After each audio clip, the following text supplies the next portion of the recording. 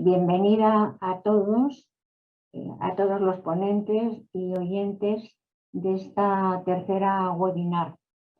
Paso la palabra en este momento a nuestro presidente general internacional, Renato Lima de Oliveira. Muito obrigado, Marisa. É uma alegria para mim participar, mais uma vez, da abertura desta webinar tão importante para discutir a pobreza, a pandemia e o futuro. Eu queria agradecer a todos vocês que estão aqui participando, que estão dedicando horas do seu lazer, da sua vida em família, para poderem receber esse conteúdo bem interessante que será apresentado aqui hoje. Agradeço aos palestrantes que se prepararam tanto para esta atividade. Quero agradecer à Vice-Presidência Internacional de Formação e Treinamento, que organizou este webinar. Quero agradecer à equipe técnica que está em Madrid, a empresa ASTI. Também quero agradecer a todos os intérpretes. Eu sempre digo que a qualidade dos nossos eventos é proporcional à qualidade dos nossos intérpretes. E eles são muito bons, já trabalham conosco há muito tempo.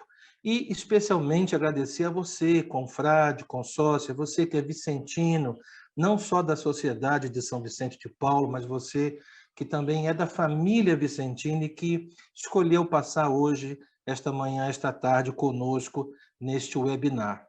Eu queria, antes de passar a palavra, dizer o seguinte, que a pandemia, apesar da pandemia, a pandemia não nos impediu de seguir atuando firmemente nas questões de formação. Pelo contrário, durante a pandemia, nós demos asas à formação. A formação ganhou asas, ela se ampliou, as transmissões online, os eventos. Então, eu estou muito feliz com o setor de formação do Conselho Geral Internacional, que também é um setor de espiritualidade. Quanto maior é a formação do vicentino, melhor é a sua espiritualidade. Nestes 6 anos de mandato, praticamente, lançamos mais de 10 livros de formação, lançamos cartilhas de formação, novos módulos de formação no site do Conselho Geral, as próprias cartas circulares que foram escritas por mim. Então, eu acredito que nós não podemos parar jamais com a formação. E quanto melhor for a formação do vicentino, melhor será o trabalho junto aos pobres. Então, essas são as minhas palavras iniciais. Muito obrigado a todos por estarem aqui participando deste webinar, que é o último da série, é o terceiro da trilogia, para discutir a pandemia, a pobreza e o futuro. Ainda mais agora que a pandemia parece, esperamos, peço a Deus, que esteja realmente sob controle e que possamos voltar à vida normal. Um grande abraço a todos e que tenhamos um excelente evento. Devolvo a palavra à querida vice-presidente Marisa. Unas brevísimas palabras antes de comenzar esta tercera webinar y antes de presentar a los ponentes. Han pasado muchas cosas desde la primera webinar. Nuestro encierro por la pandemia, que nos llevó a demasiadas prohibiciones y sobre todo el aislamiento social.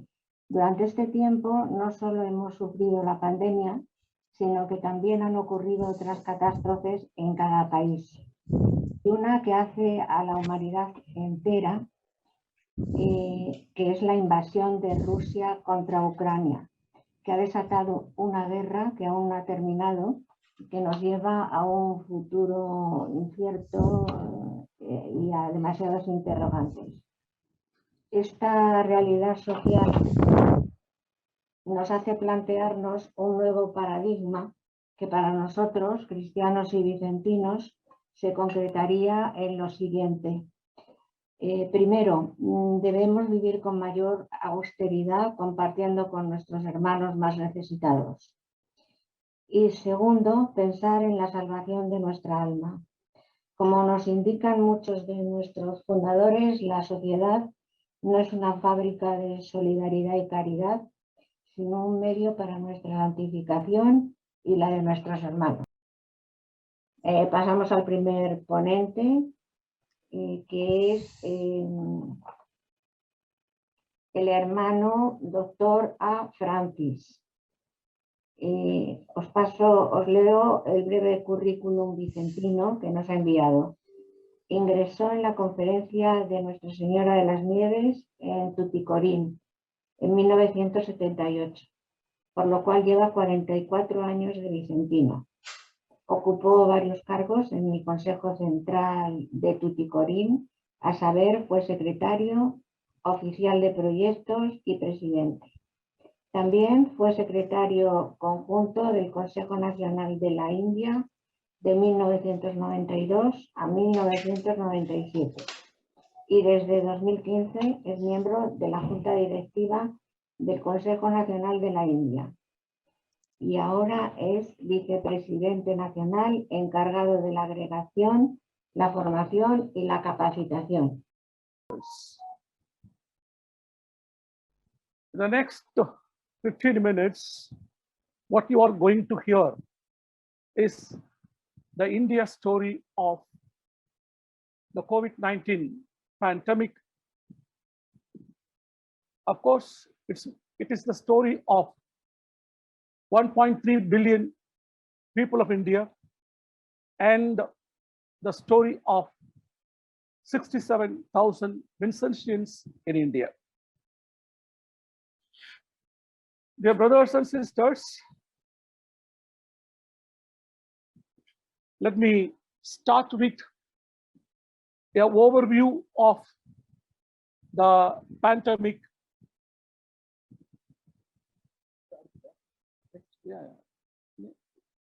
Overview of the pandemic in India.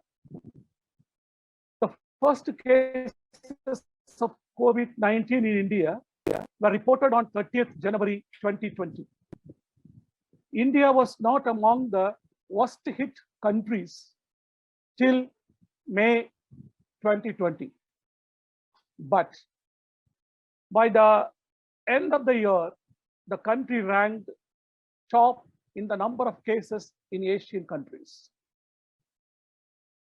Lockdown as a general strategy to contain the spread of the infection was announced in India in March 2020.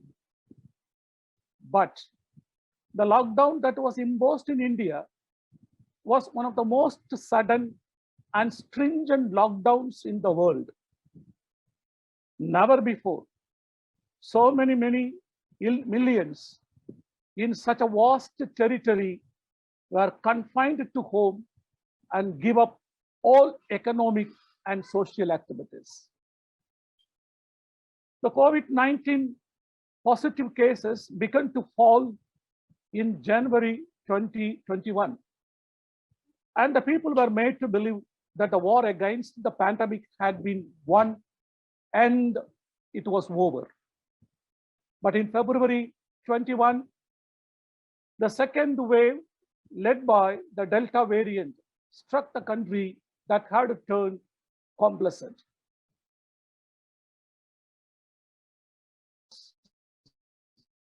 Clearer than the first. Pandemic, as elsewhere, left behind the trail of death and devastation. India's death toll, according to the government of India, is little over 500,000, whereas in the estimate of WHO, it is 4.74 million. If the latter figure is accurate, this is the highest for any country and 9 times the nation's official count. People were dying from lack of basic features such as oxygen, beds, ventilators, and outside hospitals. Hospitals across India experienced shortages. The demand for oxygen was high, which sky for the poor. People were seen like fish out of water. Even after death, dignity eluded the departed souls. Graveyards and crematoriums became overwhelmed. Many people were forced to turn to makeshift facilities for mass burials and cremations. Many crematoriums ran shortage of wood for buyers. People were forced to bury their loved ones on the banks of the rivers.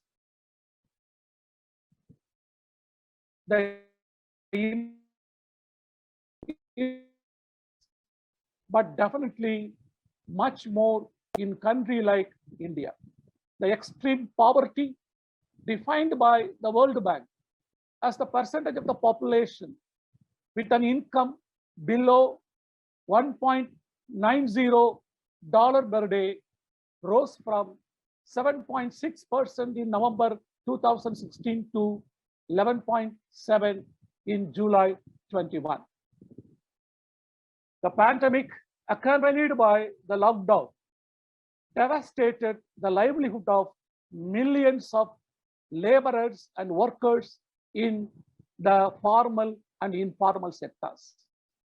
This spurred a mass exodus of these workers who, packing all their essentials, undertook arduous journeys back home, sometimes on foot, sometimes on bicycles, and sometimes packed inside trucks.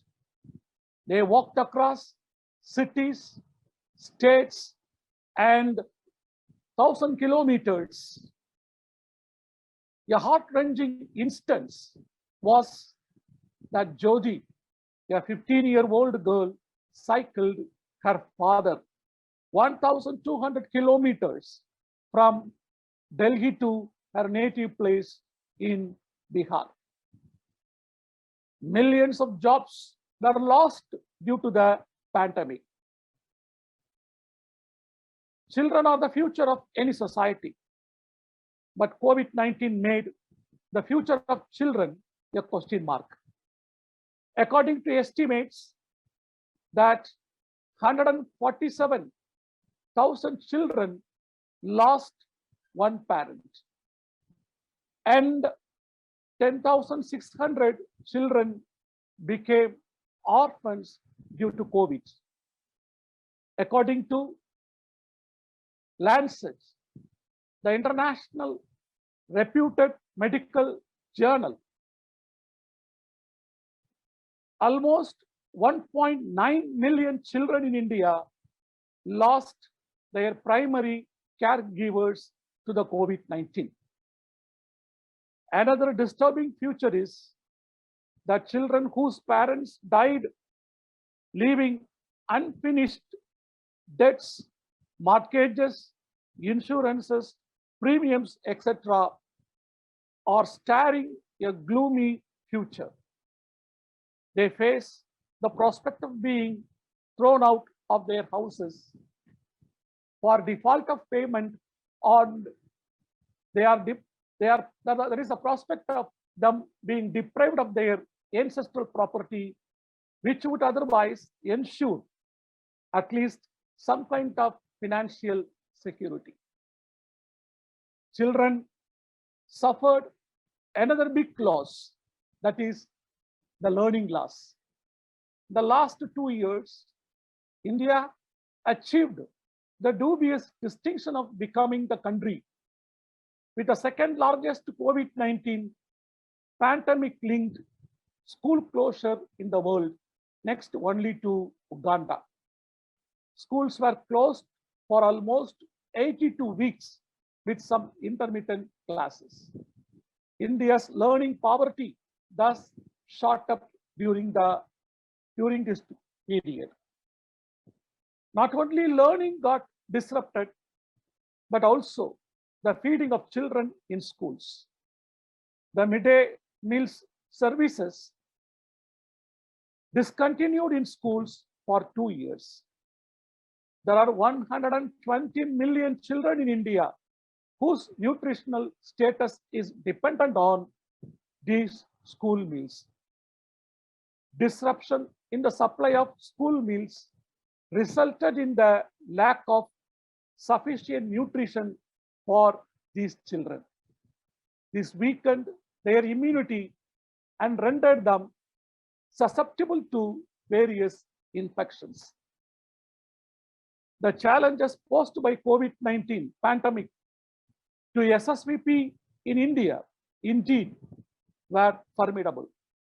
Vincentians of the subcontinent viewed the pandemic as a humanitarian crisis rather than a public health crisis. Vincentians plunged into action right from the start. Vincentians visited patients at homes and hospitals, ensuring the fundamental work of the society, namely visitation. The response of the society in India to COVID-19 may be categorized as follows. 1. Supply of food, water, and groceries for the poor and the migrants. This was one of the major works of the society during this period, and it shall not be dismissed as a routine or insignificant activity of the society.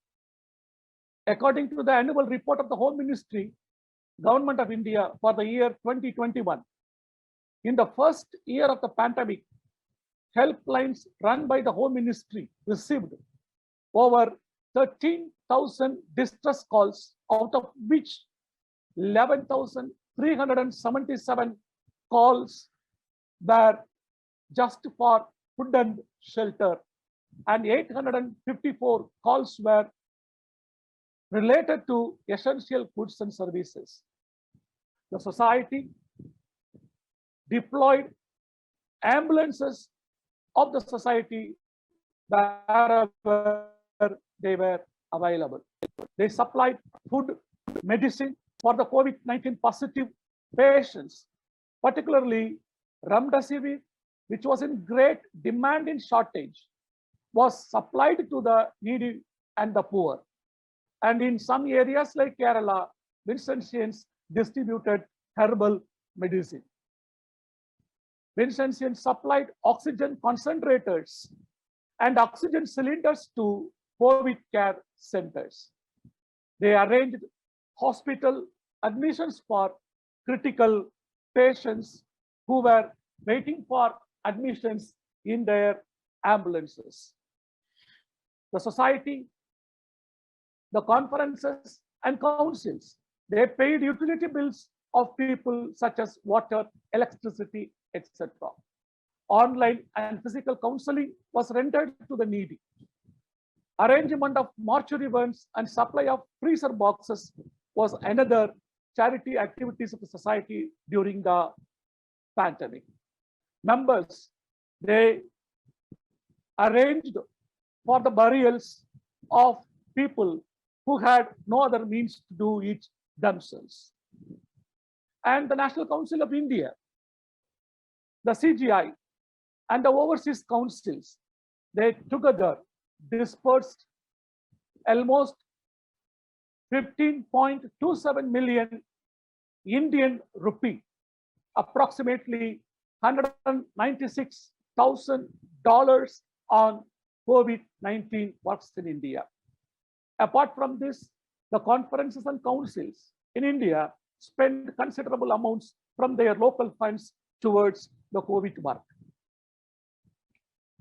And now, coming to the last part, Dave Belser, an American scholar, once said, something good comes out of every crisis. And never have these words rung truer than during the COVID-19 pandemic. The flip side of the crisis is that innumerable solutions to the problems that seemed insurmountable to emerge. Adaptability being an essential characteristic of the society, has never failed to recognize and the magnitude of the disruption brought by COVID-19 has underlined the importance of collaboration. Our collaborative ventures must go beyond the Vincentian family and extend to other NGOs and the government. People are poor because their awareness is poor. Poor people are not aware of their rights and entitlements. They are exploited because of their ignorance. SSVP need to empower them with information and enable them secure their entitlements and justice. SSVP need to be more proactive than reactive. One of the immediate tasks before the SSVP all over the world is to bring the children back to school. According to a UN report, 23.8 million children may not be able to return to school after their reopening because of the economic fallout of the pandemic. Lack of education, unemployment, poverty, exploitation are interlinked and one causing another. Vincentians must take initiatives to break this vicious cycle. Let us strengthen our educational initiatives, including the award of scholarships. Reinforcing the spirit of poverty among members and intensifying our search for evangelical life is another important aspect of this new paradigm. We need to strengthen our formation and training programs of the society so that members of the society are given new perspectives and new strategies and new tools to face the new challenges in the post-COVID world. And finally, dear friends, the pandemic proved that the SSVP continues the legacy of our founding members. And our members proved to be the true witnesses to the infinite compassion and liberating love of the Lord Himself, that through their charity works during the most difficult times of our period. Thank you very much for your patient listening. Thank you, brothers. Muchas gracias al primer ponente por su interesante ponencia.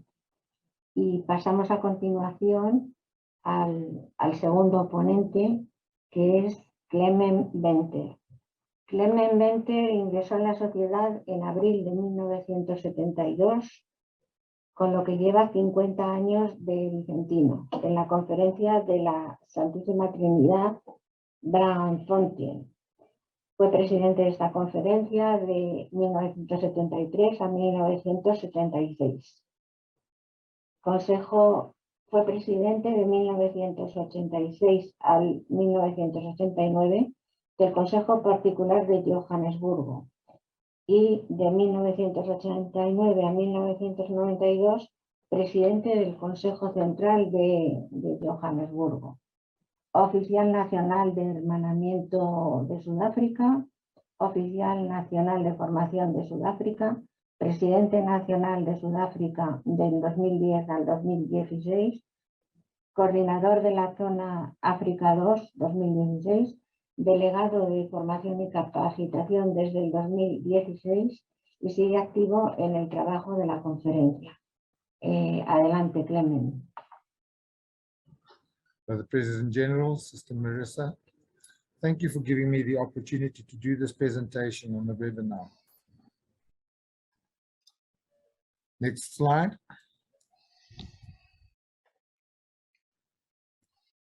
The question asked of us by the Holy Father, Pope Francis, requires that we as a society must evolve in order to meet the ever-changing needs of our fellow man. Our strategic plan must prepare us to meet the challenges ahead by introducing new ways to serve to achieve our goals. Slide number. Next slide. An essential part of Pope Francis's critique is the economy of exclusion, is the concept of a throwaway culture, which is an attitude and reality that goes beyond mere exclusion. Next. Pope Francis is building on critiques of consumerism, what St. Pope John Paul II called economism, that both the environmental impacts of unnecessary waste and the social and human impact of reducing humans to mere consumers, the idea that happiness is shopping. Pope Francis adds to this a concern for the people on the margins of society who are treated as disposable and for the consequence of climate change, both of which are connected to the throwaway culture. Next. How do we explain the concept of a throwaway culture? We talk about a throwaway culture, we are talking about an economy strongly influenced by consumerism.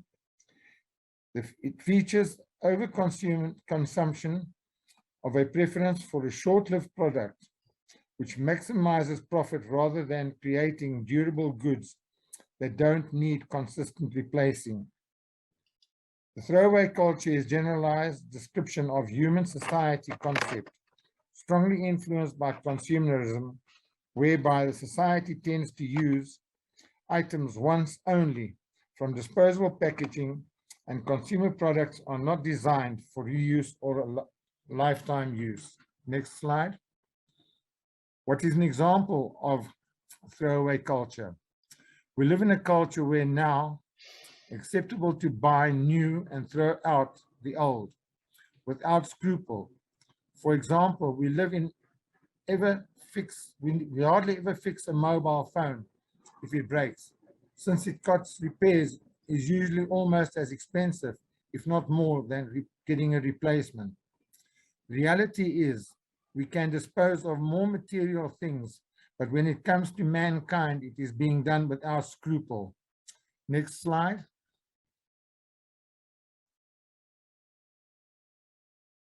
Next slide. Next one. Next one. A lot is said about waste. Let us look at humans. When people become a burden to us, example, unwanted elders, they are put into homes where they are no longer our concern. They're put in a place where they sit and wait to die. Next slide. Unwanted babies are murdered and taken out of the safety of their mother's womb at the request of the mothers and discarded as medical waste. Next slide. In some instances, unwanted babies are dumped into rubbish bins soon after birth. In some countries, euthanasia is permitted. Mentally challenged members of society are put into facilities and forgotten. Not all of the above can be blamed on the pandemic, but certainly a lot. Next.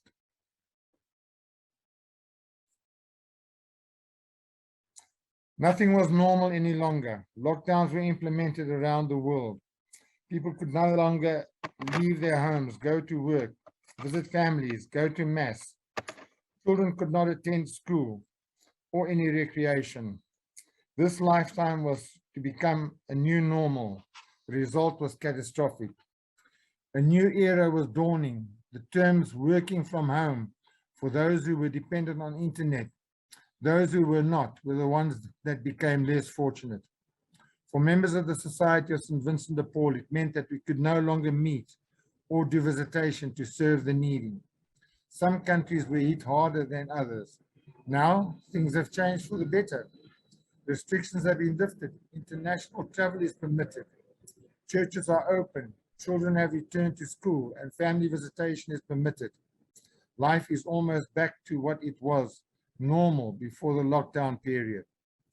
This is a chance for members of the society to take a look at the times before the lockdown, during the time of desperation, and to look towards the future, how we as members can make a serious change in the world. Home visitations have returned.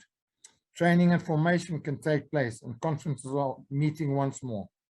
Our challenges for the future would be to make a difference, a new normal, one that is going to be a normal according to the will of our Heavenly Father. Next. For the marginalized, life became worse. It also turned people who were used to being a better living to live below the breadline. Life changed and people lost their employment because of businesses closing down and loss of income. Many people became needy and dependent on charity organizations for relief. Due to the lockdown, the unemployment, and many could not afford to pay for the rent, buy food and other necessities. Businesses closed down, leaving many owners stranded. There's a lot of hardship. Next.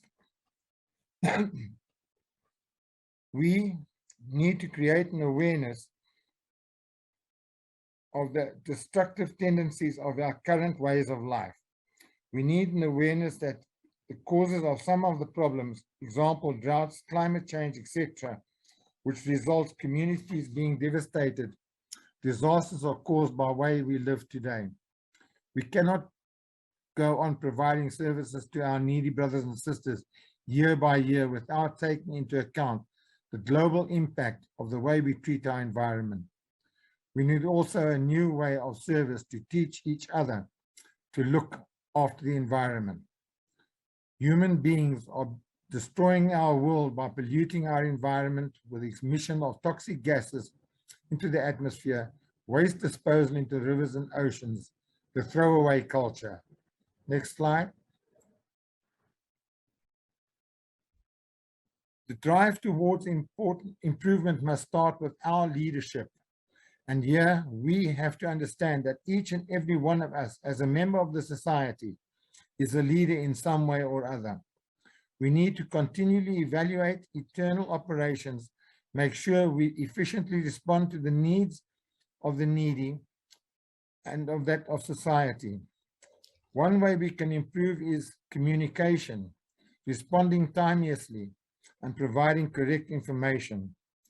To be an effective in the community as intended as a leader must always adapt his or her behavior to take into account the expectations, values, and interpersonal skills of those with whom we are interacting.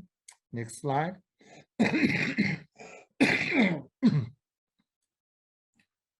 We need to find new ways to serve our brothers and sisters in a changing environment. This question should be put to members to find ways in which we can enhance the service to the needy, as our countries differ in ways of approach depending on customs and traditions. We should recycle goods. How do we maintain the principle of visiting our needy brothers and sisters in the wake of a pandemic, which, though reducing, appears will be with us for a while, abate in milder ways? The home visit is the vehicle for the Vincentian spiritual growth and development. Now is the time we are called to make new evangelization efforts and build on it. The proclamation of the truth, a service to the poor. Frederick Osman. Next slide. Do we recognize the society's logo, our work? People, especially in the church, need to know who we are, that we do what we do and how we can serve humanity with us. How many times do we learn of priests stifling the works of the conference in their parishes? This is mostly out of ignorance of what the society is all about. One of our goals should be to become the best known brand of charity and voluntary service in the church.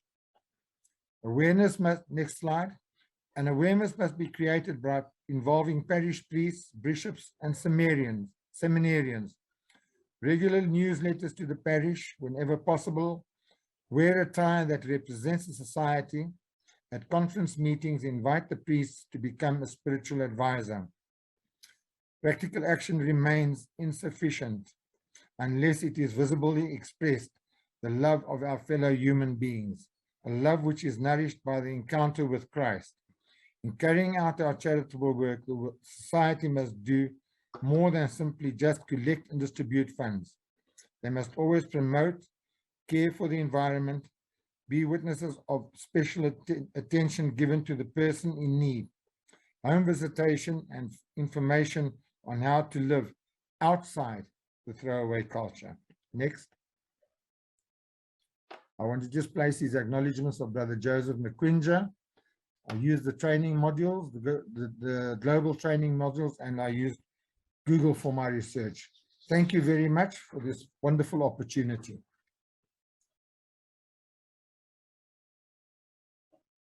Muchas gracias, Clemen, por esta tu ponencia, y a continuación paso la palabra a Maricharis. Maricharis es miembro de la sociedad desde 2007.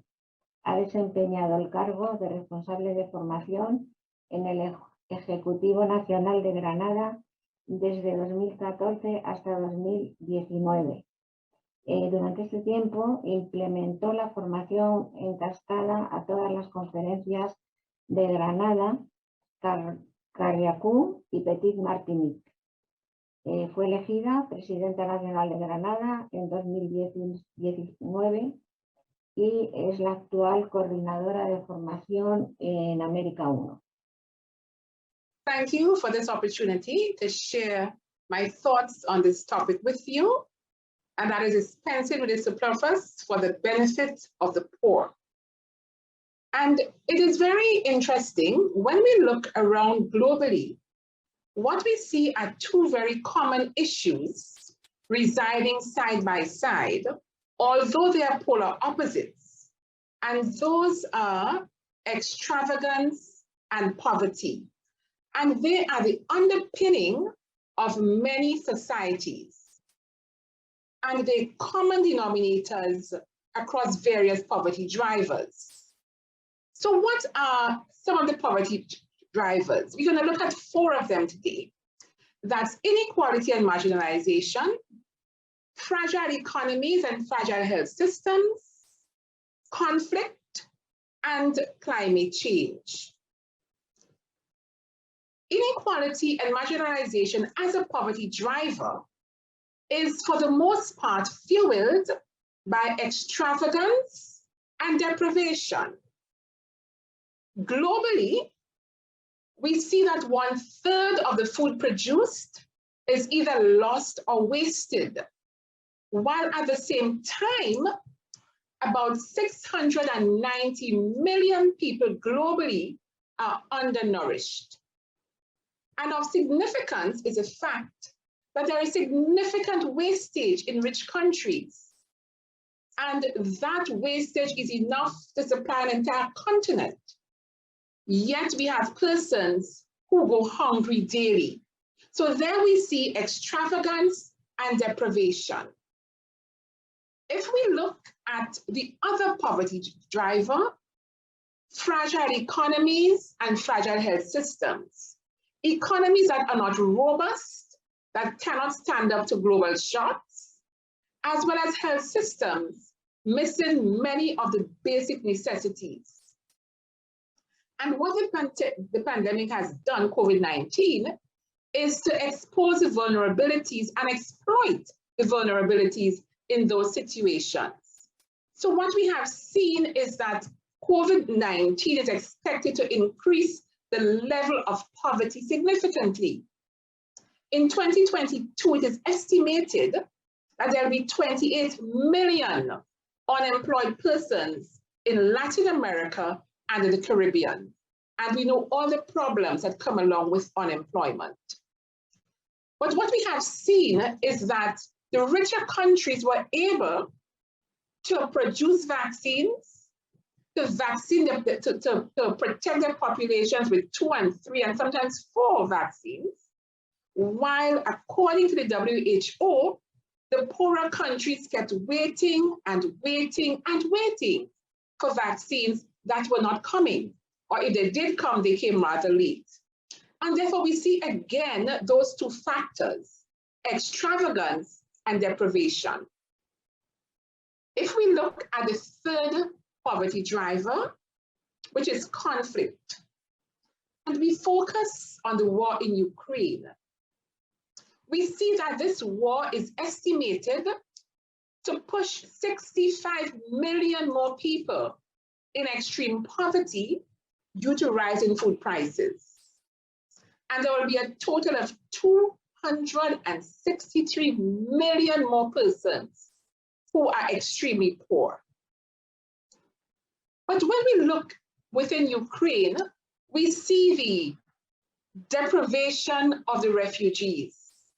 Persons having to leave everything that they know, everything that they have owned, their entire lives being disrupted by a war fueled by millionaires and billionaires. So there again, we have those two factors, extravagance and deprivation, residing side by side.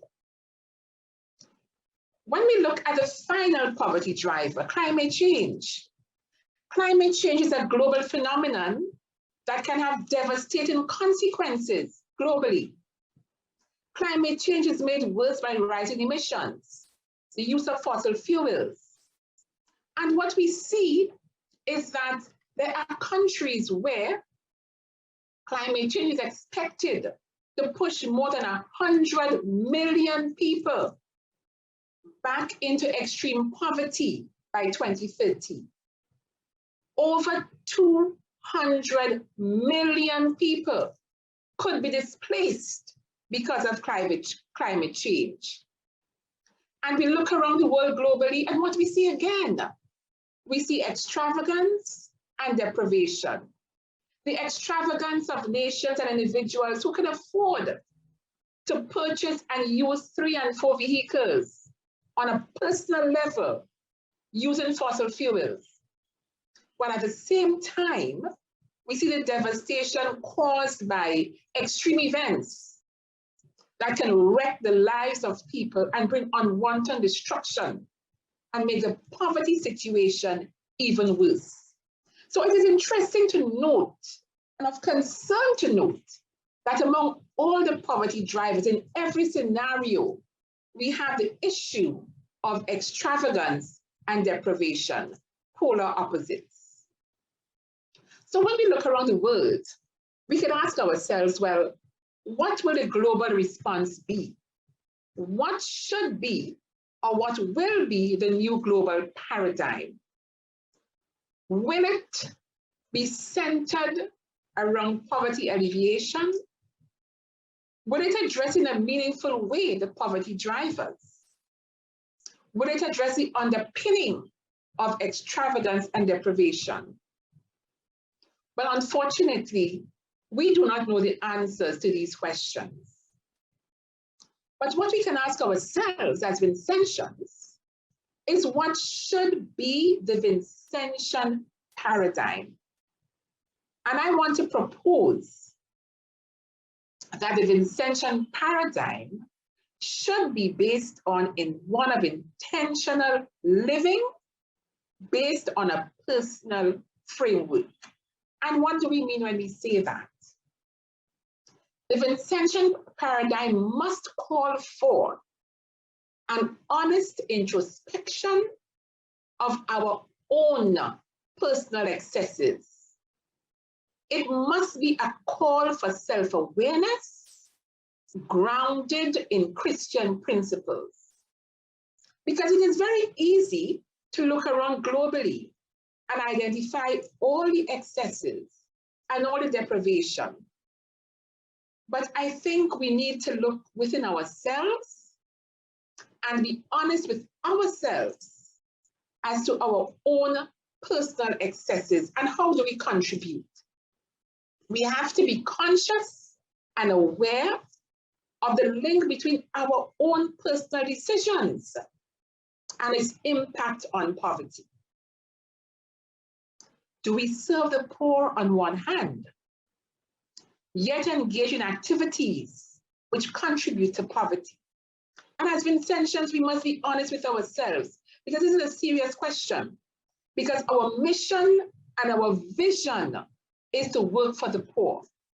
But are we inadvertently engaging in activities which contribute to poverty globally? Simple questions that we need to ask ourselves. And I want to propose that the Vincentian paradigm must include a conscious monitoring of our actions, an analysis of the link between what we do and poverty, and a willingness to make adjustments if we identify those connections. So it calls for serious introspection and for honesty on our part as Vincentians. So very simple questions. What do we purchase? How much do we purchase? From whom do we purchase? Simple questions, but the answers of which can have impacts on poverty. Do we purchase in excess, for example? Are we the types which have basements and pantries filled and overflowing just in the event that we may need it? Do we end up dumping it or having to give it to the poor a day or two before the expiration date? Do we do those things? And if we do those things, are they part of our Vincentian spirit, our Vincentian ethos? Do we stock up for ourselves and think of ourselves before thinking of others and contribute to the wastage that is so predominant in this world? So how much do we purchase? From whom do we purchase? And it is interesting that many times we do not think about that question. But the reality is that many of the brands that we wear on a daily basis, their items are made in sweatshops. They are made by children who are denied an education, children who are condemned with their families to live in poverty because they cannot survive on wages that they are paid. Children who will face a very difficult future mired in poverty. As Vincentians, do we care? Do we stop and think? Do we advocate? So when we go shopping, do we think for a moment that what I purchase can indeed fuel poverty? It may be a million miles away from where we are. And what will we do about it? How will we be the voice for the voiceless in those situations? These are things we must think about as Vincentians. Similarly, when we look at climate change and our own individual carbon footprints, do we care? Do we care that climate change can and will destroy the lives of millions? That a country like mine, Grenada in the West Indies, can disappear because of rising sea levels, that we could suffer from droughts, from serious health issues? Do we care? Do we care that we drive vehicles that can make the situation worse? That the things we use in our very homes can contribute? That our decision on how many times we would fly all have an effect on climate change? Do we care? And I'm saying that as Vincentians, we need to care, because this is a fundamental part of who we are. And therefore, it calls for a level of consciousness in our own individual lives and how the things we do on a daily basis can either fuel poverty or can in some way contribute to limiting poverty globally. And this is a challenge for all of us. It is a challenge because lifestyle changes are difficult. We are used to living our lives as we live it. We are used to helping the poor in our communities and feeling good about it, that we help the poor. But this calls for a deeper level of thinking, a deeper level of consciousness, and it requires deep conviction. Conviction in the value of humanity and the need to support the most vulnerable, even if it means changing our lifestyles and being willing to open our minds to the needs of others and being willing to make the adjustments necessary on a personal level. Because I cannot dictate to anyone what changes are necessary. It has to be a personal decision that will be aligned with our objective of reducing poverty and serving the poor. And therefore, SSVP on a global level, in the UN and the other areas, agencies that you work with, your level of advocacy must be what is required to prompt and struggle for change along each of those areas, meaningful change. And I think, brothers and sisters, that it can be done. It can be done because of Vincentians, we are called to do it. And I want to end with this quotation from the Bible that says, let each of you look not only to his own interest, but also to the interest of others. And that is a key aspect of intentional living from a Vincentian perspective. That because we look out for the interests of others, because we care what happens to others, because we want to keep poverty at bay, our individual actions will be aligned with what is necessary to reduce our own personal extravagance and to align our behavior with those that will make a meaningful impact on reducing poverty globally. So yes, we can dispense with our excesses if we want to, with our extravagances, and make a difference globally and locally. Thank you so very much for this opportunity to share my thoughts with you. Gracias, Marichal, por esta ponencia interesante y que bueno, luego será recogida y con todas, y creo que será un material muy bueno para la sociedad.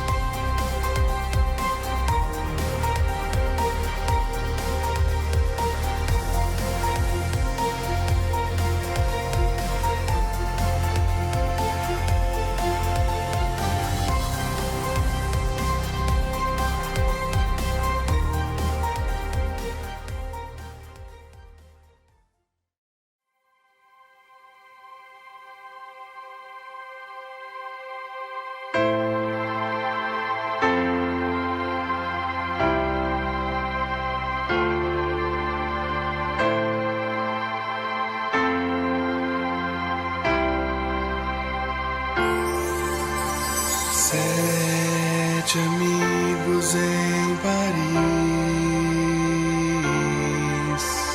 jovens bravos destemidos,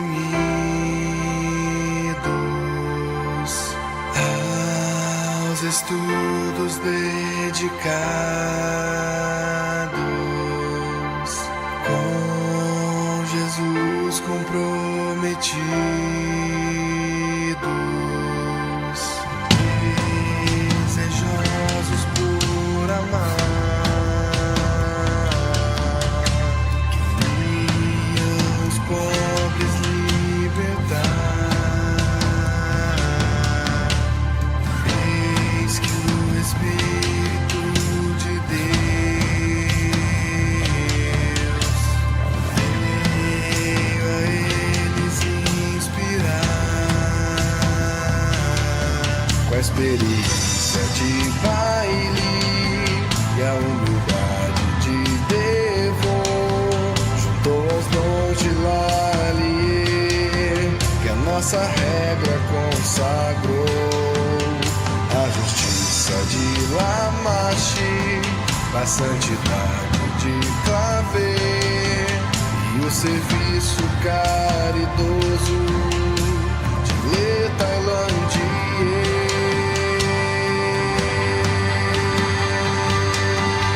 Não foi com guerra e nem rancor,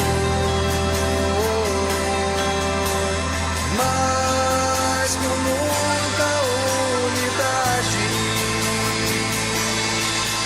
Essa luz se fez brilhar, é o mundo inteiro iluminar, e o grande sonho de Osana realizar. Não foi com guerra e nem rancor, mas com muita unidade, que a semente do amor contagiou a humanidade, e assim nasceu a rede de caridade, e assim surgiu a nossa sociedade, e assim nasceu a rede de caridade.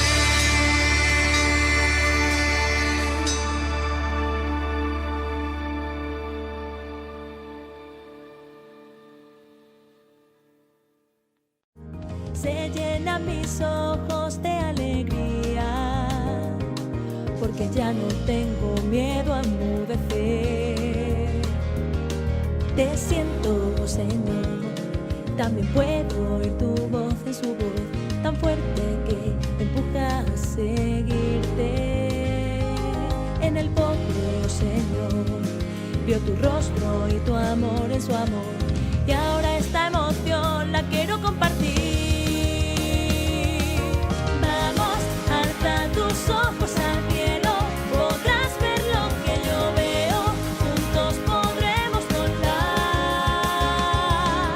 Vamos, junta tu mano a la mía, la fe que es más fuerte unida en nuestra vocación.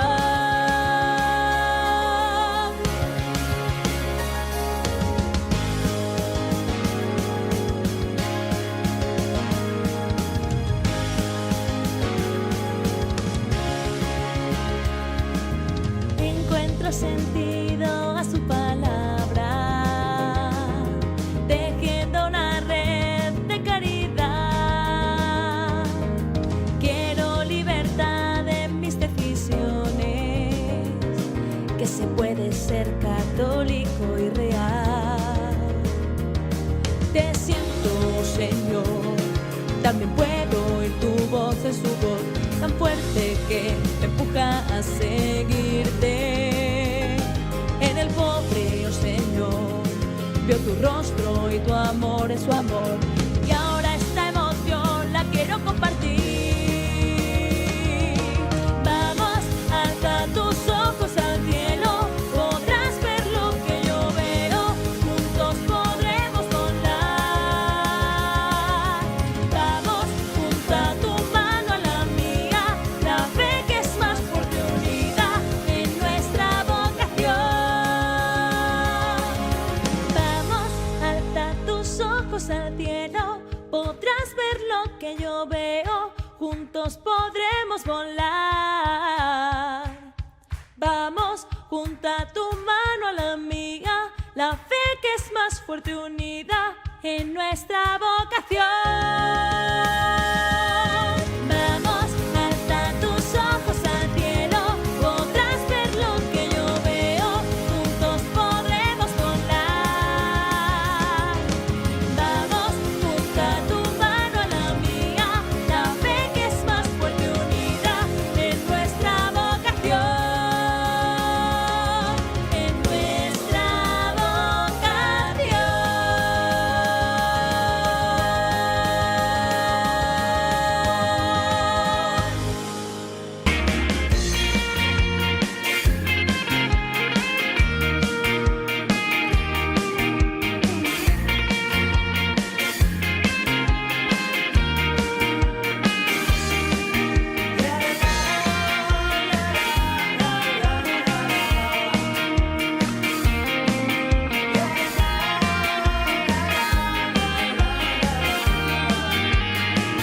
Tú ya sabes que lo intento, que muchas veces pierdo el tiempo y que solo puede el viento, mi Dios salvaje, educar.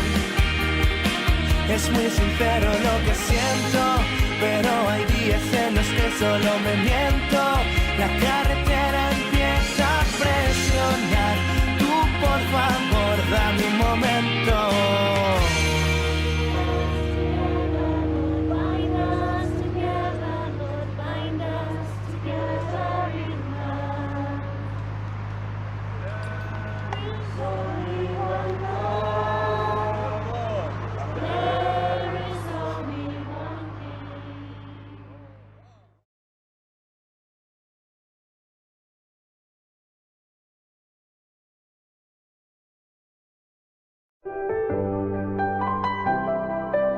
I felt that I had to do something for others, that my faith had to be focused on helping those most in need. I wanted to share my joys and concerns with other people who felt like me, who had the same faith. Don't feel lonely. I wanted to grow personally and spiritually. Now I feel much more fulfilled. I felt a lot of strength and energy inside me, and I wanted to do something to change the world. Right after my baptism, we were looking for a meaningful ministry to serve and at the same time increase our faith and spiritual growth. Serving the less fortunate came to our minds, and we found that SSVP fulfilled all of that for us. I wanted to look people in the eye, offer them my friendship and affection, take their hand and tell them that they are not alone.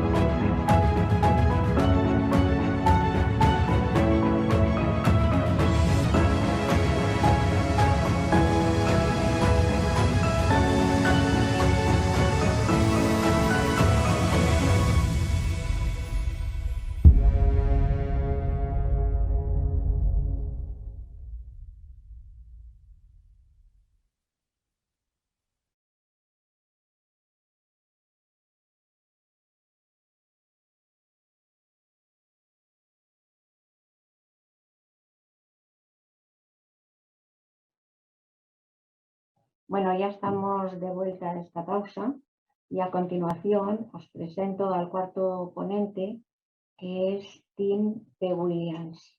Él es director nacional de formación en Estados Unidos. Dirigió la formación de la sociedad en el norte de Texas y fue miembro del Comité Nacional de Formación. Ha presentado la espiritualidad, la formación y la herencia vicentina en numerosas asambleas diocesanas, regionales y nacionales. Pero al leer el currículum, para mí lo más importante es que él y su esposa han realizado cientos de visitas a domicilio antes, durante y después de la pandemia, sirviendo a Cristo en la persona de los pobres. Pilate asked him, "Are you the king of the Jews?" Christ replied, "My kingdom is not of this world." He went on to explain that surely if his kingdom were of this world, his armies would be there to save him, to solve this worldly problem. Pilate was confused as to what Jesus meant. Pilate understood power, but not humility.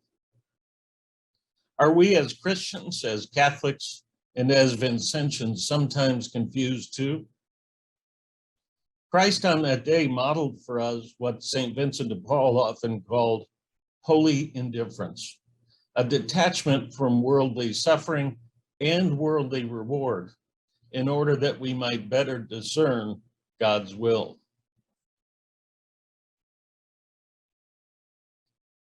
Before he ever faced Pilate, Christ had already explained that we must seek first the kingdom, that same kingdom which is not of this world.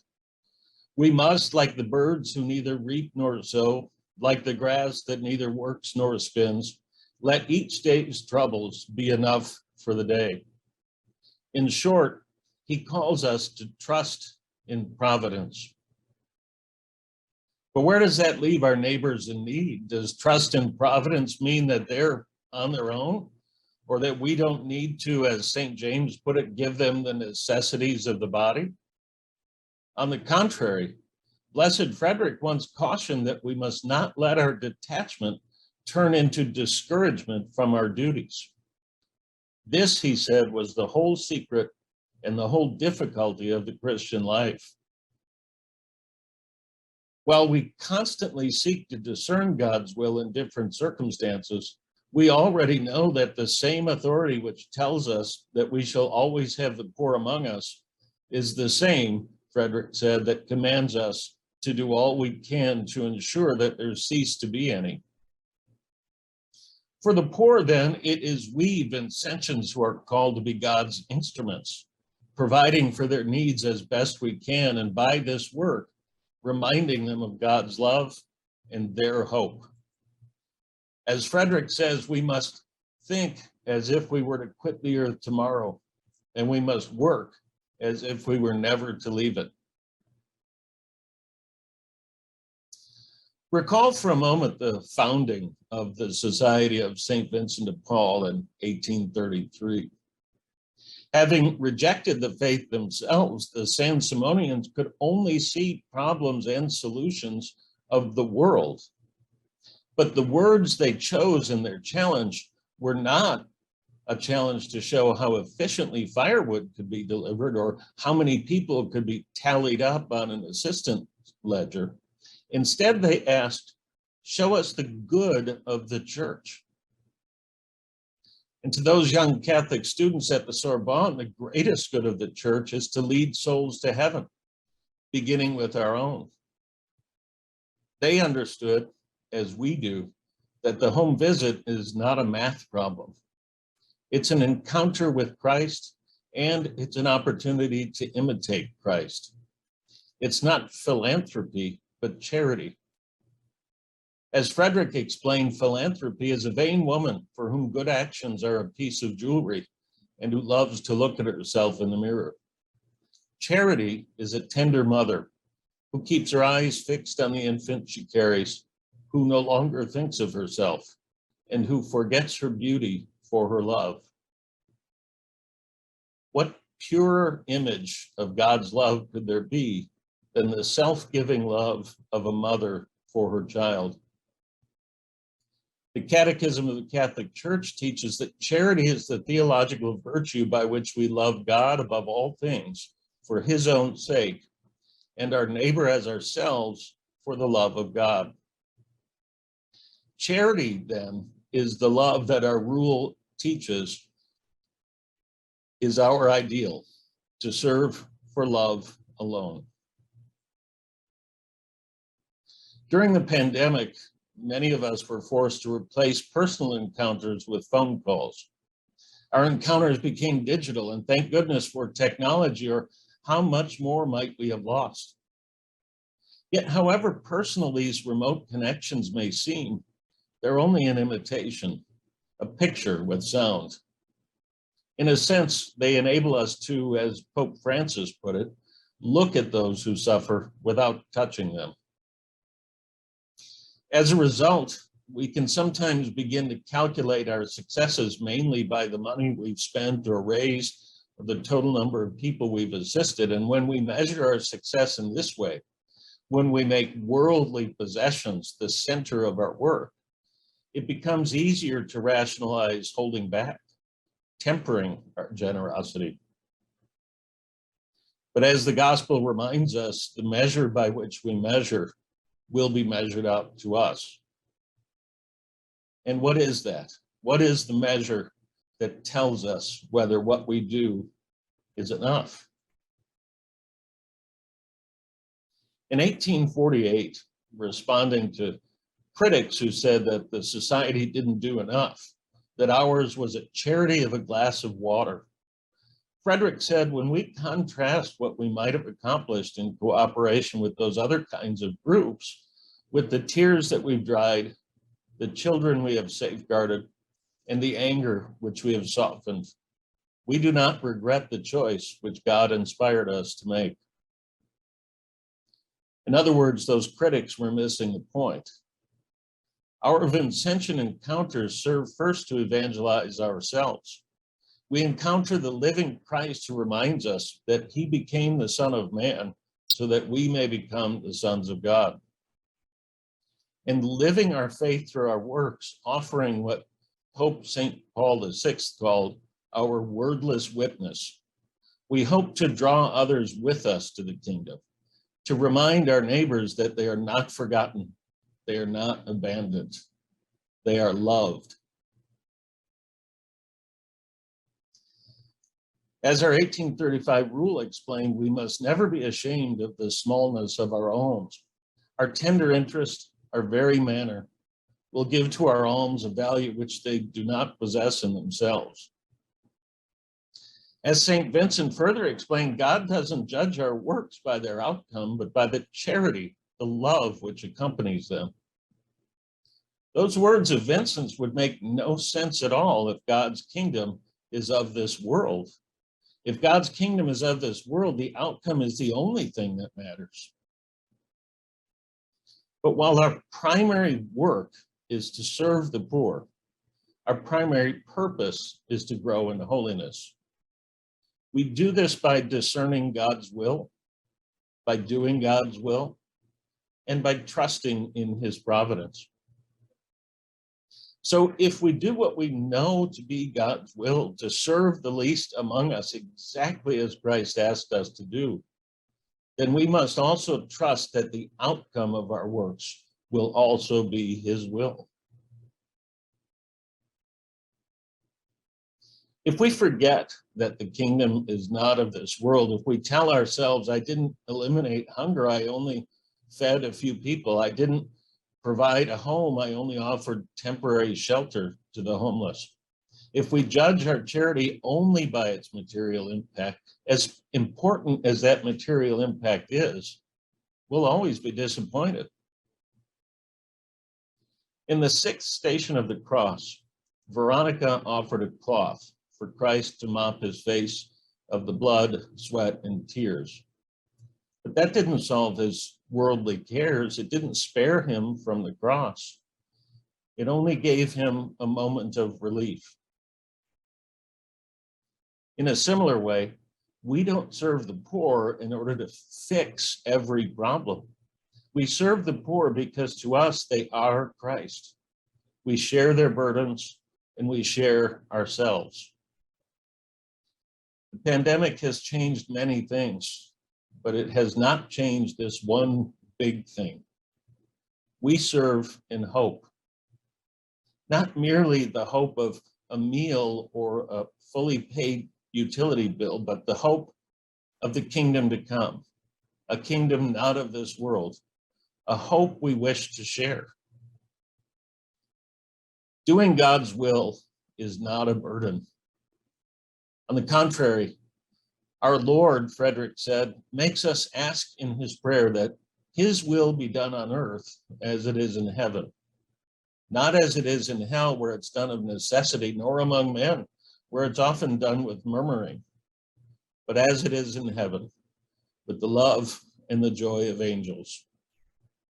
We serve in hope, we serve with joy, and in the words of the hymn, arm in arm, in love we go, onward to the kingdom. Amen.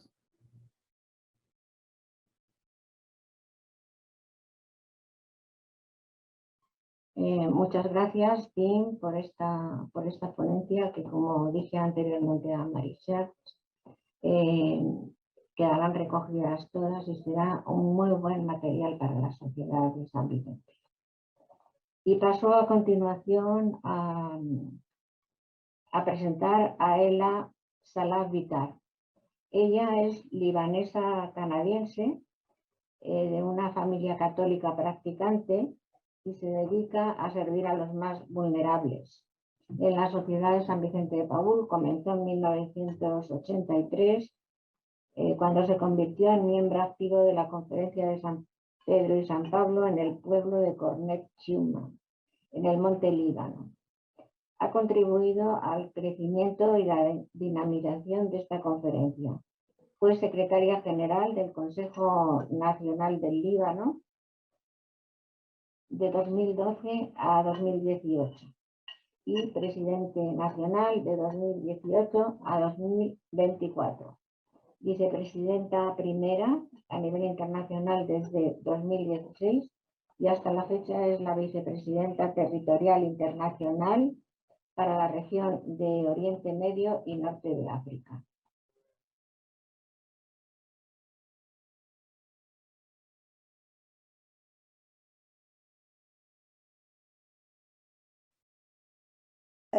Tout est brisé au pays des cèdres.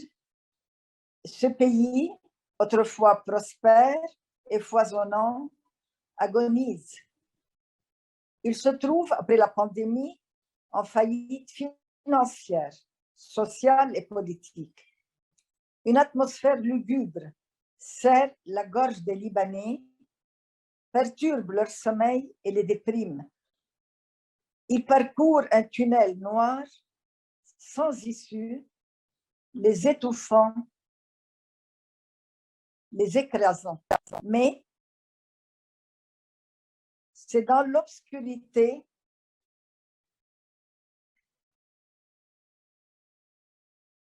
quand tu as déposé ton problème à Dieu et que tu as fait ta part, reste calme et regarde le Seigneur faire l'impossible.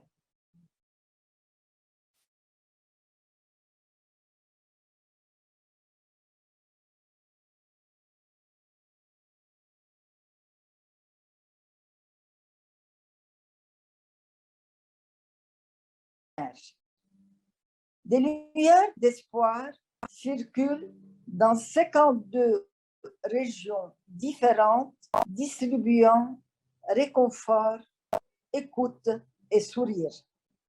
C'est le pouvoir des 20 anciens qui ne chantent pas, qui continuent la mission de Saint Vincent de Paul en sillonnant villes et villages afin de visiter les familles, les secourir, les consoler, leur distribuer nourriture, pain, mazout, médicaments, sourire et réconfort.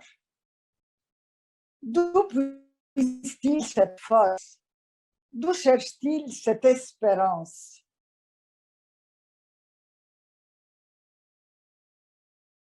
Il se confie au Saint-Esprit et aux paroles de Dieu.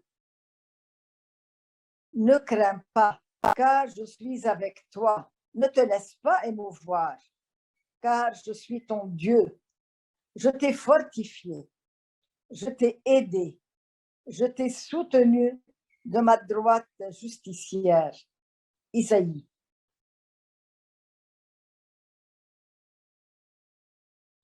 Suite.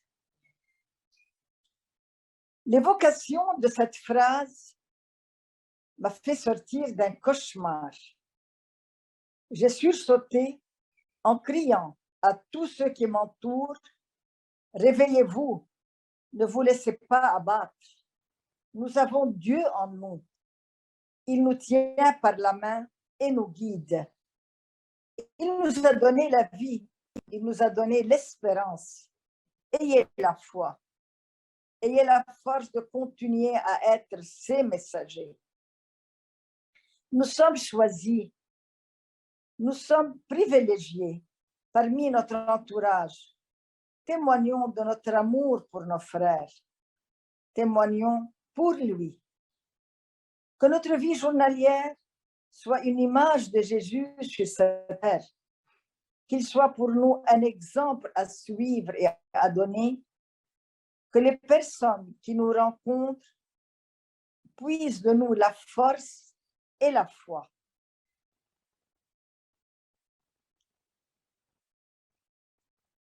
Lors de son audience avec les Camilliens cette semaine, le Saint-Père leur expliquait le sens du témoignage. Sortir de soi-même pour annoncer par sa vie l'amour gratuit et salvifique de Dieu pour nous qui sommes tous appelés à être frères et sœurs. Nous devons être des bougies qui éclairent les âmes de notre société obscure. Que chaque parole qui sort de notre bouche soit un message d'amour et de sagesse afin d'apaiser les cœurs déprimés de notre entourage.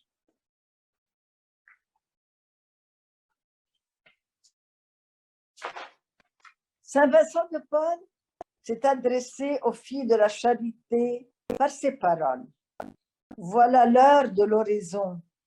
Si vous entendez les pauvres qui vous appellent, mortifiez-vous et quittez Dieu pour Dieu.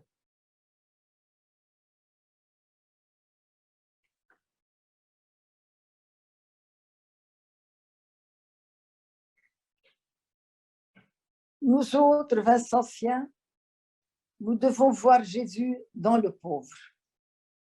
C'est lui que nous rencontrons à chaque fois qu'on tend la main à un démuni, à un clochard, à un enfant.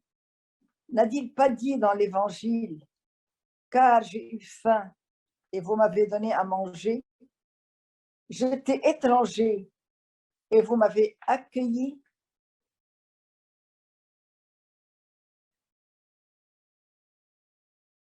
L'Évangile doit être notre seul compagnon de route, dont les textes doivent nous interpeller. Nous devons méditer la parole de Dieu, l'incarner, la vivre. Il faut aussi évidemment apprendre aux autres à la lire, à l'écouter et à l'exécuter.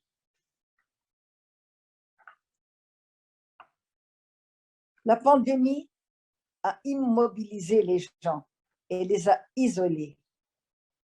Elle a calcifié leur cerveau, elle a endurci leur cœur.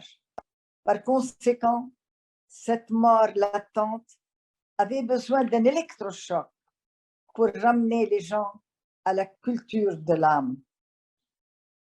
Notre présence embaumée par l'amour du Seigneur doit être communicative et contagieuse afin de permettre aux gens de voir la beauté de Dieu et l'authentique, le réel, le vrai, et de redécouvrir la simplicité de la vie, sa beauté et toutes les richesses que le Seigneur nous a donné et qu'on n'arrivait plus à voir et à palper, car nous étions pris dans l'engrenage du matériel.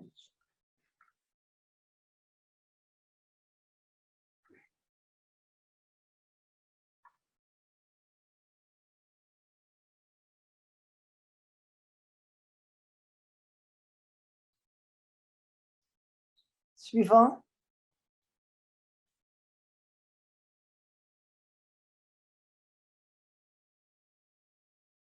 Notre rôle, à travers notre attitude, est de les laisser découvrir que Dieu seul est amour et que tout le reste, c'est du faux et peut disparaître rapidement.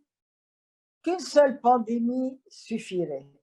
Seul Dieu restera dans notre cœur. Seul Dieu restera dans nos esprits. Les Vincentiens doivent être des sourires ambulants, portant l'amour et l'espoir au milieu de l'oppression et du stress. Ils doivent circuler d'une rue à l'autre, portant Jésus dans leurs mains, offrant son amour et sa force. Il y a 162 ans, nos prédécesseurs l'ont fait. Nous le faisons. Nous continuerons à le faire, car beaucoup reste à faire. Sur son lit de mort, Saint Vincent de Paul disait aux petites servantes des pauvres qu'il le remerciait pour tous les actes d'amour qu'il avait réalisés sur cette terre. Saint Vincent de Paul a dit « Davantage, davantage, davantage, ma petite sœur ». Saint Vincent de Paul a réalisé très bien. Bueno, a continuación pasamos al turno de preguntas que se irán haciendo a los ponentes que han intervenido. La primera pregunta es para Francis. ¿Qué medios podemos utilizar para transmitir nuestra empatía y de esta manera aliviar el dolor de nuestros amigos necesitados? The Vincentians knew how to express with the suffering. Only the circumstances have changed. Empathy basically requires feeling the pain and the anguish of the people who actually underwent suffering, who underwent certain difficulties due to certain reasons. So in the COVID situation, the first thing that Vincentians need to do is to enter into a personal contact with the people who suffered during the pandemic. The first part of our outreach activity will be counseling the people affected and also giving them the confidence that people around them will not let them down. And we will tell them that the society and the Vincentians will take care of the requirements of such people, for which we will do help not only from our own resources, but also we will make use of other resources. For example, in India, Vincentians are collaborating with the other NGOs and the government, by which we are trying to enroll children in primary education. So the society cannot do all by itself. So we need to collaborate with others, and we will do some relief work for the people. See, our help to the people should be not only in words, but also in deeds.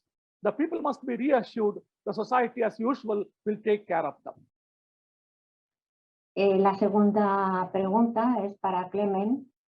¿Podrías decirnos cuál puede ser una buena práctica dentro de las reuniones de la conferencia para no caer en la cultura del descarte? There are two ways in which the conference can move away from the throwaway culture.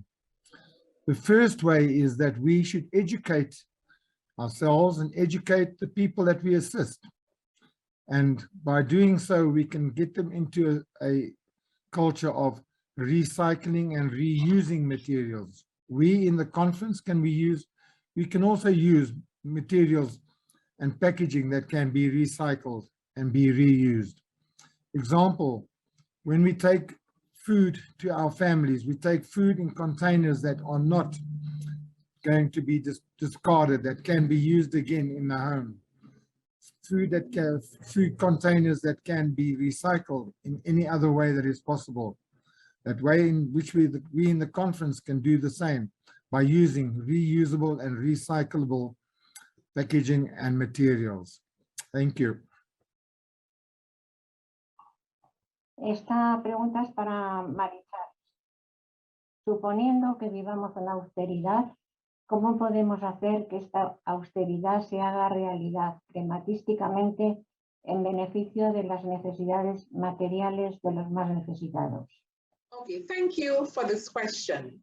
And it is a very interesting question because I think if we do consciously cut down on our own excesses, if we do consciously spend less on things that we do not need, from a very simple perspective, that can enable us to contribute more towards those who are actually in need economically. It could allow us more freedom to donate more to those who are in need on a very simplistic level. But I think we must also look at a more global level where, as an SSVP, the programs that we engage in, how these programs target the poor, how it targets a system of poverty, how it is targeted to bring economic benefits to them. I think if we are very conscious and deliberate about that as well, it can also contribute towards positively impacting on the poor. So I think it comes down to our personal decisions. One, decisions that would limit our own excesses, which can divert the physical cash to the poor, and change in terms of how we target our programming that can, in a very real sense, bring economic benefits to the poor. So I thank you for that question. Pregunta para ti. ¿Crees que debería prevalecer en la sociedad la salvación del alma, transmitiendo a los más pobres el Evangelio? We're certainly called to share the gospel with all those that we serve. As Vincentians, we're called to follow a very specific path in our own growth and holiness. And that is to live our faith through our works, to offer our wordless witness to those that we serve, to raise the question, as Pope St. Paul VI said, who are these people? Why do they live their lives this way?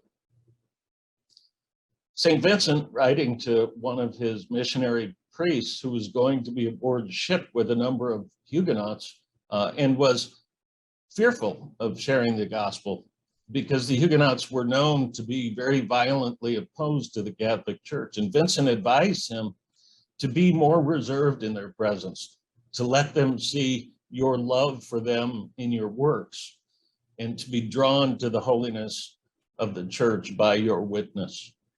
And this is the way that we show the good of the church in the world, just as our founders were challenged to do. And this is the way that we draw people to Christ, through our actions, through our works, through our charity, and through our love. Esta última pregunta es para Ela. Son muchos los retos que seguimos enfrentando. ¿Qué temas de formación propondrían para los socios para enfrentar estos retos? Personnellement, je trouve qu'avec la prière, on peut arriver à relever tous les défis. On ne peut pas prier pour un moment ou pour une chose déterminée. Nous devons régulièrement, journalièrement, si vous voulez, tout le temps, essayer d'avoir Jésus en soi. Car en ayant Jésus à l'intérieur de nous-mêmes, c'est lui qui va nous aider à continuer à combattre tous les défis que nous affrontons journalièrement. Jésus ne doit pas être passager. C'est-à-dire aller dimanche à la messe, revenir, faire mon devoir et puis c'est terminé. Nous devons régulièrement être avec lui. Il doit être tout le temps en nous, ancré en nous, pour qu'on puisse à chaque instant, car vraiment au Liban et dans le Moyen-Orient, on a chaque jour des défis à affronter. On a chaque jour un problème à résoudre. Si on n'avait pas Dieu en nous, si on n'a pas la foi, une force extraordinaire qui nous aide à combattre, on ne peut pas relever le défi. Voilà, c'est ça ma réponse. Muchas gracias a todos los ponentes por la contestación a las preguntas y a continuación pasamos la palabra al presidente general Renato Lima de Oliveira para que haga un resumen de las ponencias. Muito obrigado, Marisa, por me passar a palavra. Eu acompanhei o nosso evento hoje a manhã inteira, a tarde inteira, e fiz muitas anotações.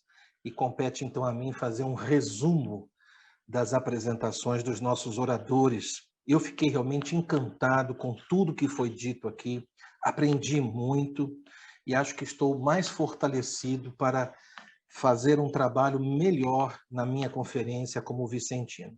Vou fazer aqui um resumo, quero ser o mais breve possível. Vamos começar com o confrade Fernando Francis, da Índia. Ele falou sobre o impacto devastador da pandemia, não só na economia, mas especialmente na educação. Ele fez um relato sobre a situação na Índia, que também não é só para a Índia, serve para todos os nossos países.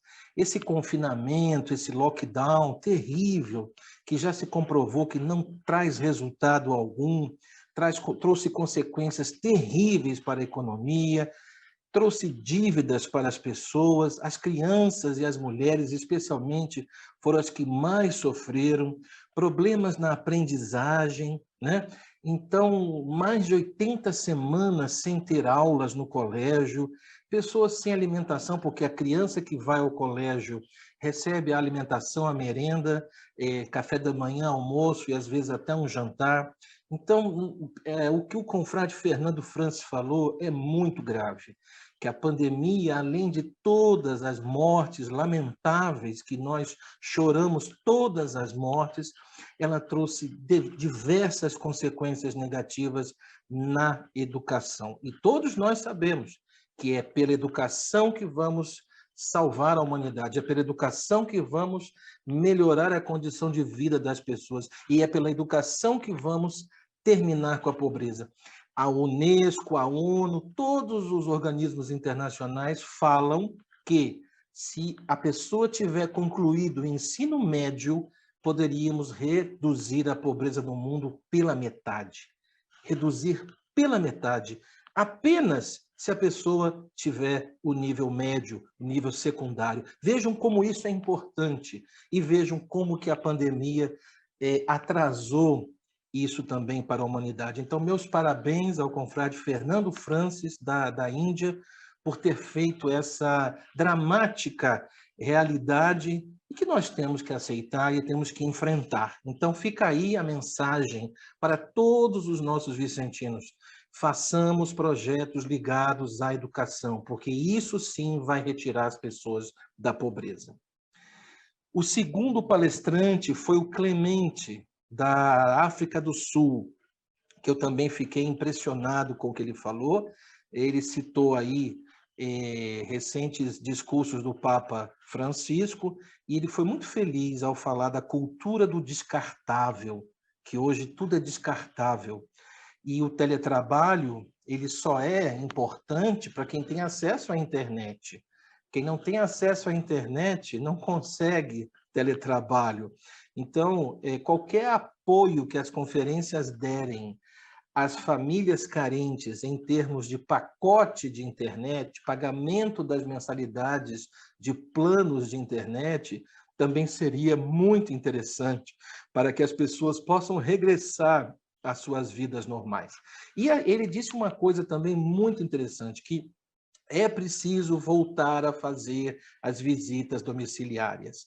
Se nós ficarmos no tal do fique em casa, aguardando o último caso de Covid no mundo acabar, não vamos sair de casa jamais. Então, temos que ter confiança em Deus, temos que seguir os protocolos de saúde, mas não podemos deixar de visitar os pobres, porque os pobres precisam de nós muito mais do que no passado.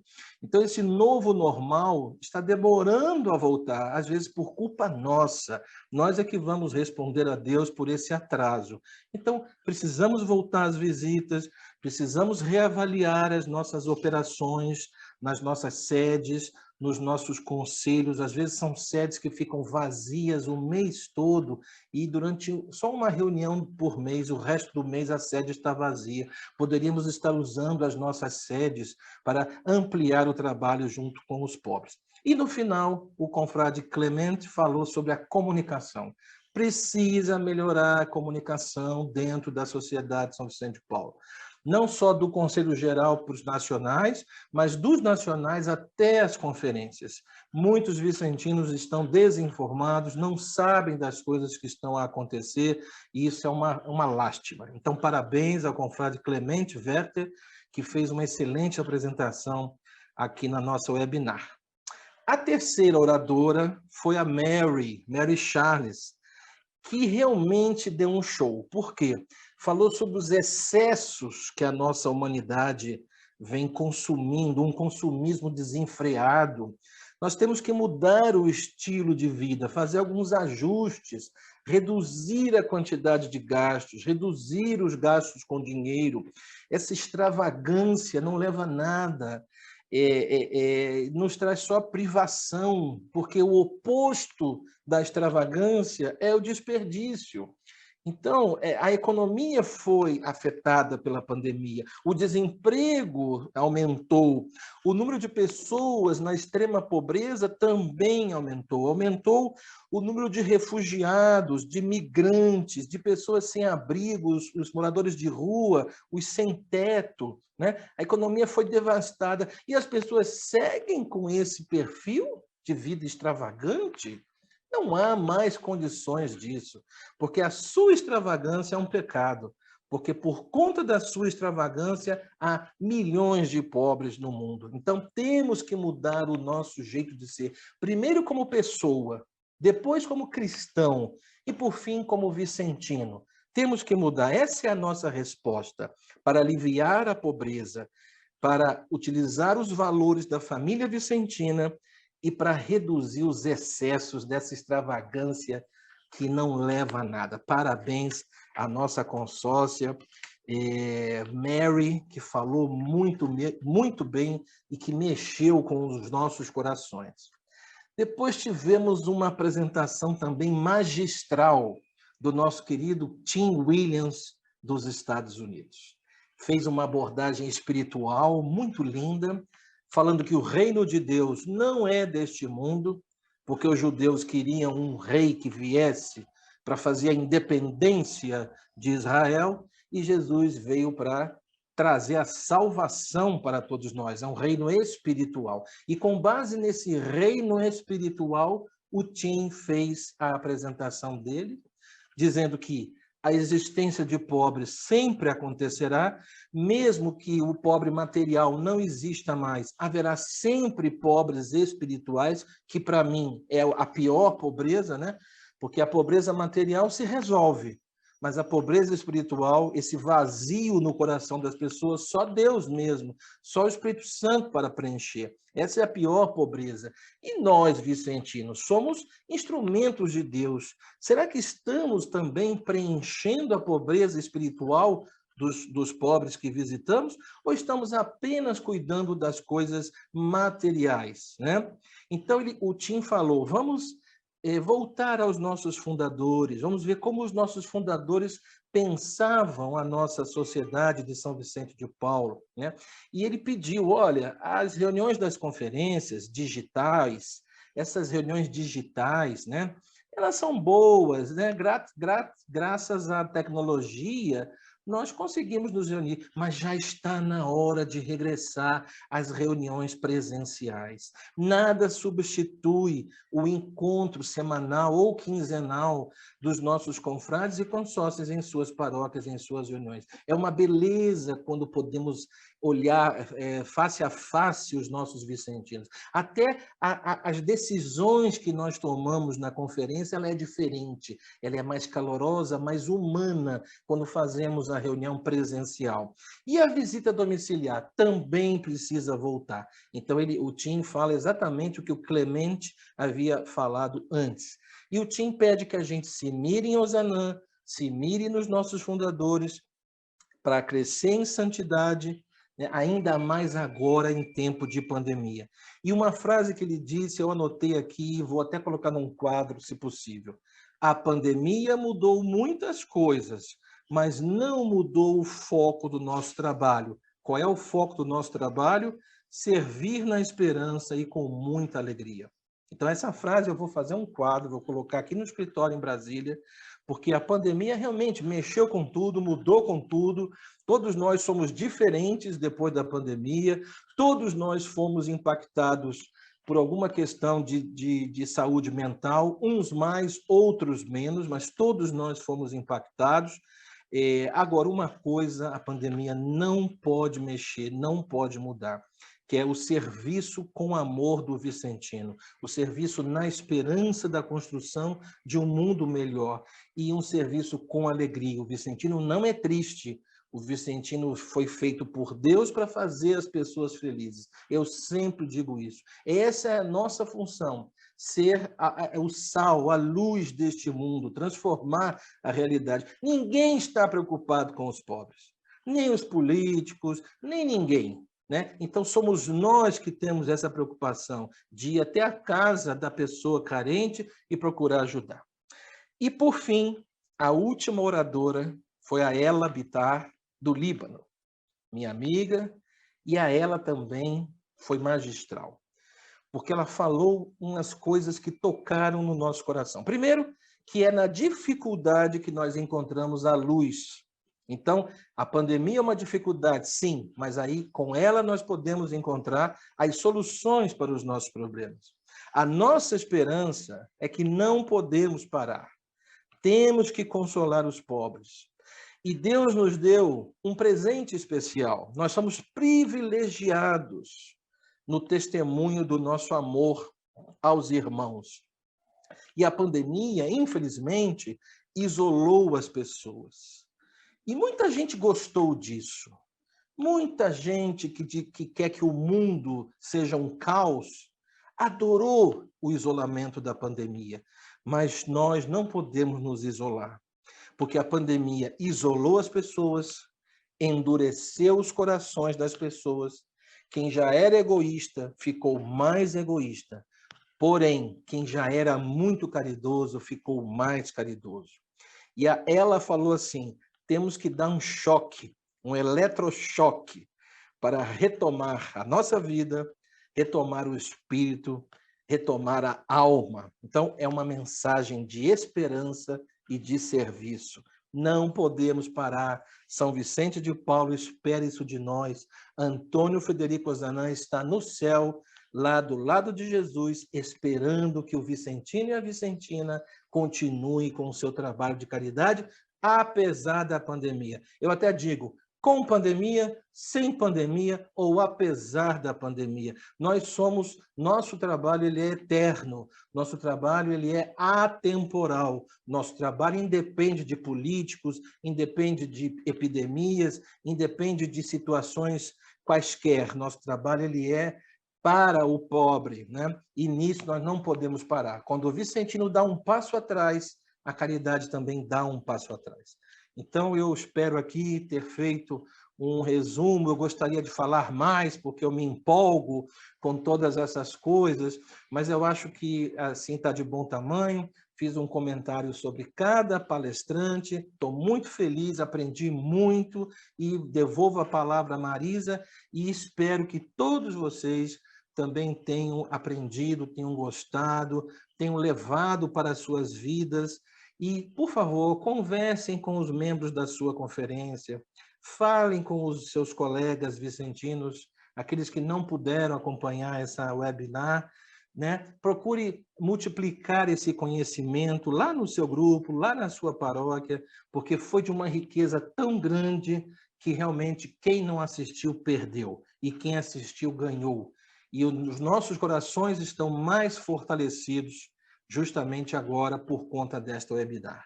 Um grande abraço, até a próxima e louvado seja nosso Senhor Jesus Cristo.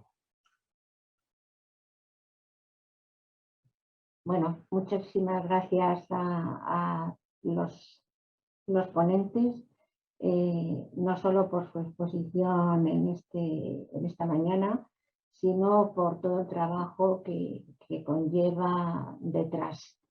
Han sido muy enriquecedoras todas las ponencias y repito que se recogerán todas para material de la Sociedad de San Vicente. Muchas gracias a todos, buen domingo y espero que nos veamos en otra webinar o en otro encuentro. Gracias y un beso a todos.